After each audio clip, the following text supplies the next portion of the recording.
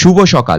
গতকাল আমরা হিমাচল প্রদেশের খাজিয়ারে, যাকে মিনি সুইজারল্যান্ডও বলা হয়, সেখানে অত্যন্ত বিরল প্রাকৃতিক দৃশ্য অর্থাৎ ডাবল রেইনবো দেখার পর আমরা কিন্তু সেই রাত খাজিয়ারেই স্টে করেছিলাম। দেখতে পাচ্ছেন অসাধারণ ডাবল রেইনবো, অসাধারণ ডাবল রেইনবো, আকাশে অসাধারণ ডাবল রেইনবো। আমরা আছি হচ্ছে খাজিয়ারে। আমরা জাস্ট এক্ষুনি এসেছি, আমরা লাগেজও নামাইনি। আর তার পুরোটাই কিন্তু আগের ভিডিও থেকে দেখে নিতে পারেন। আজকে আমরা যাব পোহলানি মাতা মন্দির। बढ़िया बढ़िया है, कैसा मस्त है। आज का वेदर बना के हाँ।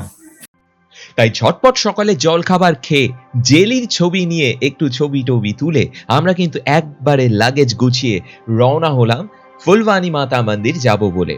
11 তারিখ শনিবার সকাল আমরা ঘন জঙ্গলের মধ্যে দিয়ে তাল বীজ থেকে খেতে আবার বেরিয়ে পড়েছি। একটা ছোটখাটো ট্রেক হবে, তো সেখান থেকে খুব ভালো ভিউ পয়েন্ট ওখান থেকে দেখার জন্য, তো সেখানের জন্য এখন আমরা যাচ্ছি শিব তাণ্ডব শুনতে শুনতে। সবই তার জায়গা, তার এলাকা, যেখানে তোলা সেখানে তুলবে, যেখানে নামানো সেখানে নামাবে। হর হর মহাদেব, হর হর মহাদেব। খাজিয়ার ছেড়ে আমরা পাড়ি দিয়েছি এক রহস্যময় জঙ্গল আর পাহাড়ি পথের মাঝে। চারিদিকে শুধু সবুজের সমুদ্র, পাখির ডাক, হালকা বাতাসের শব্দ আর প্রাকৃতিক সৌন্দর্য, অপার সুন্দর। কখনো সামনে দেখা যাচ্ছে মেঘে ঢাকা পাহাড়, কখনো সূর্যের আলো গাছের ফাঁক দিয়ে এসে এক অসাধারণ দৃশ্য তৈরি করছে। জঙ্গলের ভেতর দিয়ে যাবার সময়ের অনুভূতিটা সত্যিই অন্যরকম। প্রতিটা পদক্ষেপ, প্রতিটা মোড় যেন নতুন নতুন অসাধারণ দৃশ্যের ডালি সাজিয়ে আমাদের জন্য অপেক্ষা করছে, এবং প্রত্যেকবারই বলছে এগিয়ে যাও, সামনে আরো অনেক সুন্দর দৃশ্য অপেক্ষা করছে। জয় পোহলানি মাতা। আমরা পৌঁছে গেলাম পোহলানি মাতা মন্দিরে। এই হিন্দু মন্দিরটি ভারতের হিমাচল প্রদেশের ডালহৌসি থেকে 8.1 কিলোমিটার দূরে অবস্থিত, এবং পাহাড়ের ওপর অবস্থিত এই মন্দিরের সৌন্দর্য কিন্তু অসাধারণ, এবং এখান থেকে পীর পাঞ্জাল রেঞ্জের অসাধারণ দৃশ্য কিন্তু দেখা যায়, এবং মণি মহেশ কৈলাসেরও অসাধারণ দৃশ্য কিন্তু আমরা এখান থেকে দেখতে পেলাম।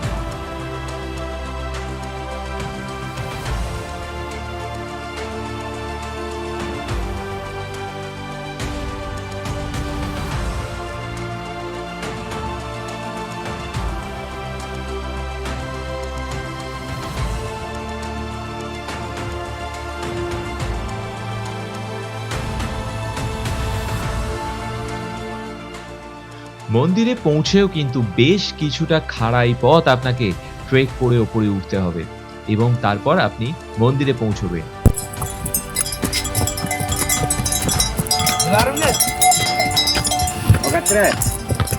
আমাদের দেশের সনাতন ধর্ম, তার ইতিহাস কিভাবে প্রকৃতির সাথে একত্রিত হয়ে রয়েছে তা এখানে এলে বেশ বোঝা যায়। প্রাকৃতিক সৌন্দর্য, তার সাথে আধ্যাত্মিকতা, সবকিছু মিলেমিশে এক অসাধারণ পরিবেশের সৃষ্টি করে। মানে প্রকৃতির সৌন্দর্যটা কি রকম, মানে এরকম জায়গায় না এলে সত্যি কোনোভাবে বোঝা যায় না। ভেবে রাখছি অনেক কিছু, যে বিভিন্ন জায়গায় টাইম ল্যাপস বসাবো, অনেক কিছু করব, এখানে ছবি তুলবো, ওখানে ছবি তুলবো, অনেক কিছু ভেবে রাখছি। কিন্তু সৌন্দর্য মানে হয় না যে একটা বাসে অনেক সিট খালি থাকলে কোন সিটে গিয়ে বসবো, বা একটা দোকানে অনেক কিছু পছন্দের জিনিস থাকলে ঠিক কোনটা কিনবো সেটা বুঝে ওঠা যায় না। ঠিক এখানেও যে কোন জিনিসটায় ছবি তুলবো, কোন জিনিসটাকে নিয়ে স্লো মোশন করবো বা টাইম ল্যাপস, হাইপার ল্যাপস করবো, বুঝতে পারছি না, ভুলে যাচ্ছি। এত দৃশ্য, এত কন্টেন্ট এখানে রয়েছে দেখানোর মতো, দেখার মতো।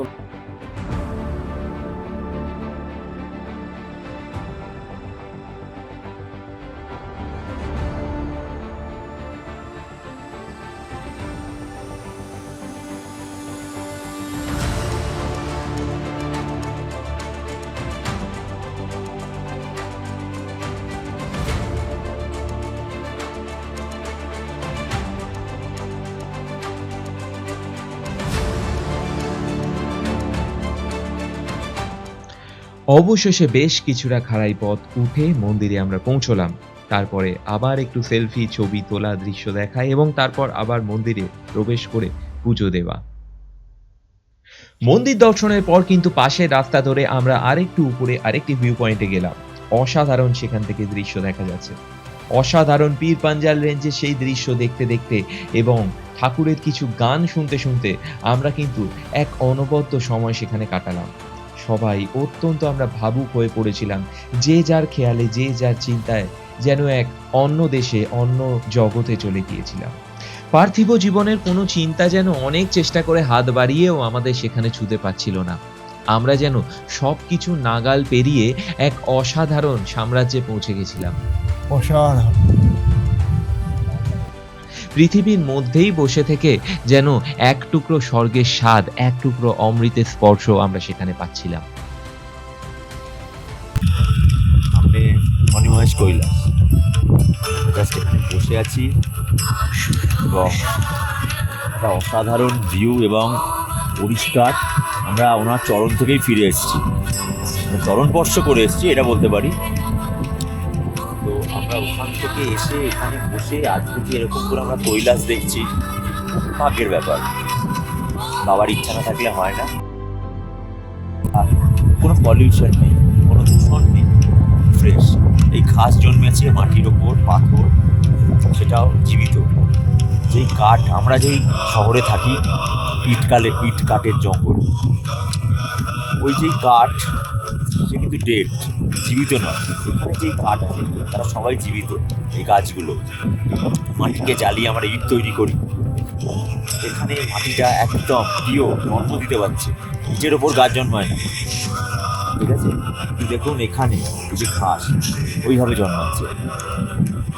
তো এই যে পরিবেশ, এই জায়গাটাই আলাদা। আর ফিল তো ওই আমরা এ জন্মে হোক বা আগের জন্মে হোক কিছু একটু পূর্ণ করেছিলাম, ওই জন্য এই জায়গায় এসে বসে আছি। পরিষ্কার কথা। এইখানে যে টাইমটা আমরা কাটালাম অসাধারণ। মণিমহেশ কৈলাস তো দর্শন হলোই, তার সাথে এই হিমালয় পার্বত্য অঞ্চলের, আমাদের দেশের এই সুন্দর ভূপ্রকৃতি, প্রকৃতি মায়ের এই রূপ আমরা এখানে যেভাবে দর্শন করলাম, যেভাবে উপলব্ধি করলাম, তা অনির্বচনীয়। এই ভ্যালিরই একদিকে পাঞ্জাব আর মানে শহরাঞ্চল, আর একদিকে কিন্তু পুরো হিমালয়, মানে প্রকৃতির কোল। তো দুদিকের এই দৃশ্য দেখে বোঝা যাচ্ছে যে সত্যি আমরা শহরাঞ্চলটাকে বা মানব বসতি যেখানে থাকে সেই জায়গাগুলো কতটা পলিউটেড, দূষিত, নোংরা করে তুলি। আর প্রকৃতির কোল সেই হিমালয়, সেই অঞ্চলগুলো সত্যি কতটা স্বাস্থ্যকর। এরপর আমরা ডালহৌসির উদ্দেশ্যে রওনা হলাম। ডালহৌসি মার্কেট যেতে হবে, কারণ বেশ লম্বা একটা ট্যুর প্রায় শেষের মুখে। ফেরার পথে বাড়ির জন্য অবশ্যই কিছু কিনে নিয়ে যেতে হবে। তবে যাবার পথে এই যে স্কুলটি দেখতে পেলাম, এই স্কুলেই কিন্তু তারে জমিন পর ছবির শুটিং হয়েছিল। তো আমরা সকলে এখন ডালহৌসি টিবেটিয়ান মার্কেটে চলে এসেছি এবং এখানে বলার কিছু নেই, এখানে শুধু বিভিন্ন আইটেম কেনাকাটা করার আছে, কিন্তু আমরা দাম ফাম সবই দেখে নেব। তো আমরা প্রবেশ করছি এখন ইন্ডো টিবেটিয়ান মার্কেট।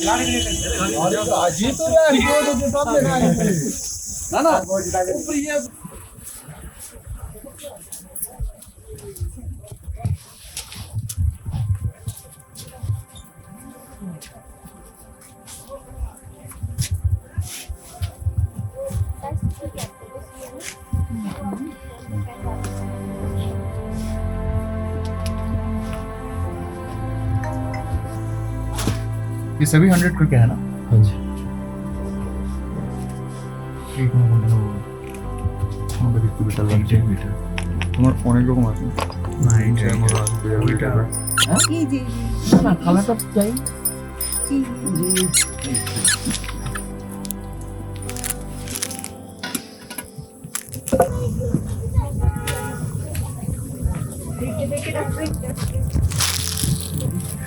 খুব স্বল্প সময়ের জন্যই আমাদের আসা ডালহৌসিতে, জাস্ট ইয়ে থেকে ফেরার পথে। তো সেখানে আমরা একটুখানি মার্কেটিং করে নিলাম বাড়ির জন্য, বাট বাকি মার্কেট ঘোরার দেখার খুব একটা টাইম আর হাতে নেই। ये क्या है? क्या है ये सिड्डू होता है, हिमाचली डिश होता है। अच्छा, क्या हिमाचल का डिश होता है? सिड्डू होता है, सिड्डू आटा और ड्राई फ्रूट का बनता है। चटनी चाट के, उंगली काट के, मन लगा के खाओ। इधर जाओ उधर टेस्ट के देना। अच्छा। और इसके साथ आप क्या दे रहे हैं? वो देसी घी है, चार चटनी है, अचार और चटनी। ना चार चटनी है, चार चटनी? और चटनी।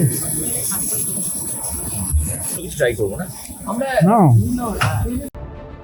ডালহৌসি হিমাচল প্রদেশের চম্বা ডিস্ট্রিক্টের অন্তর্গত এই ডালহৌসি সমুদ্র পৃষ্ঠ থেকে 2000 মিটার উপরে অবস্থিত। এই সুন্দর হিল স্টেশনটি লর্ড ডালহৌসির নামে নামকরণ করা হয়। 1854 সালে এটি প্রতিষ্ঠিত হয় এবং ব্রিটিশ পিরিয়ডের ইতিহাস এখনো বহন করে যাচ্ছে। সবুজ পাইন বনের ঢাল, ধৌলাধার রেঞ্জ সবকিছু মিলিয়ে অসাধারণ এই জায়গা। তবে আমার মনে প্রশ্ন, আমাদের দেশের এত সুন্দর এই জায়গাগুলির নাম কেন এখনো সেই কলোনিয়াল পিরিয়ডের সাম্রাজ্যবাদীদের নামে নামকরণ করে রাখা হবে? কেন এদের নাম পাল্টে আমাদের দেশে কোনো মহাপুরুষের নামে এই সব জায়গার নামকরণ করা হবে না? এখান থেকে তুলে কাকা বাবুকে দিয়ে দিয়েছি, আমরা তুলে খেয়ে যাচ্ছি।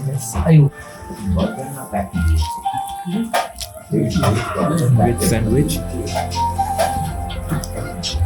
এটা ভেজ মোমো, টেস্ট একটু অন্যরকম, বেশ ভালো।